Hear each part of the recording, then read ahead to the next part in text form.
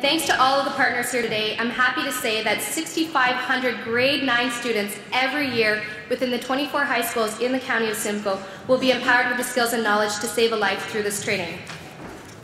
We are thrilled with the Government of Ontario's partnership as one of our founding provincial partners in establishing this program in all high schools across the province. I'm delighted to welcome the Honourable Aileen Carroll, MPP for Barrie, who will say a few words about the Government of Ontario's partnership with the ACT Foundation.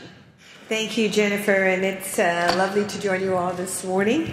I think Jennifer has given certainly a good overview, but I will speak on behalf of the government because ACT, in partnership with the Ontario government, the Ontario Trillium Foundation, private companies and service clubs, as she's pointed out, and other community partners, such as the schools and emergency workers, has, with our paramedics, they're here to represent just the important emergency workers.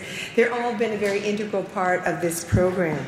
And without community involvement, it simply is a program that couldn't have been made possible. In 2007, the Ontario government provided the Heart and Stroke Foundation with $3 million to place approximately 1,000 AEDs in community centres and areas across Ontario. So our $3 million investment, as I understand, represents the single largest investment in public access to defibrillators in Canada. Unfortunately, I'm often joined by the representative of the Ontario Trillium Foundation, which is always a delight, but she couldn't join us this morning. But OTF provided ACT with $450,000 over 3 years, and this is actually the third of those 3 years. The OTF grant was to assist 200 Ontario secondary schools to set up their own CPT and AED program.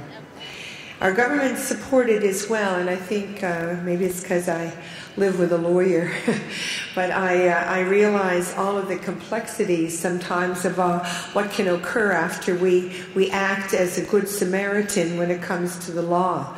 So I was very pleased to read that the government, in recognizing that and wanting to support the increased access to AEDs, passed the Chase-McCackern Act, a name that we know well here at home, in 2007 as well.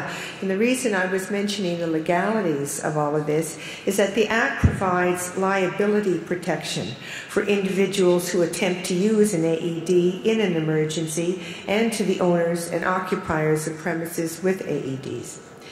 In 2008, finally, and speaking of the role of my government, the Ministry of Education also provided $1.4 million to help the Advanced Coronary Treatment Foundation train teachers on how to use a defibrillator and perform CPR. And CPR, as we have been watching this morning, is currently addressed in the 1999 Secondary School Health and Phys Ed curriculum. So government has taken a good role here. All of it started in 07.